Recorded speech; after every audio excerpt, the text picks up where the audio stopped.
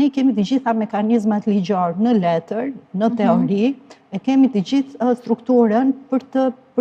t'i bërë ballë këtyre problemeve dhe për t'i trajtuar me seriozitetin dhe empatin që meritojnë.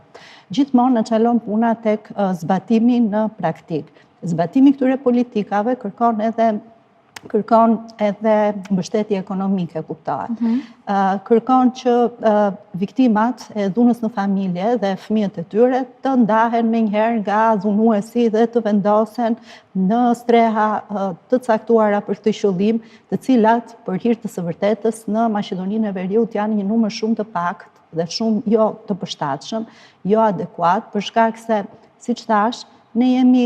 vend në shkruesi Konventës së Stambollit, që është konventa kryesore në fushën e parandalimit dhe trajtimit të rasteve të dhunës në nivel botror,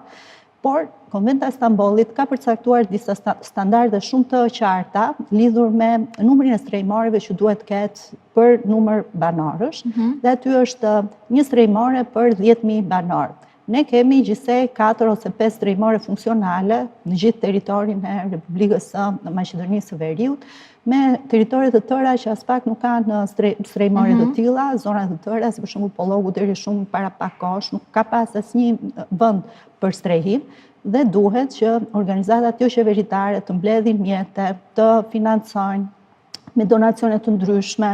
dhe të sigurojnë strehim të përkohshëm për viktimën dhe fëmijët e tyre.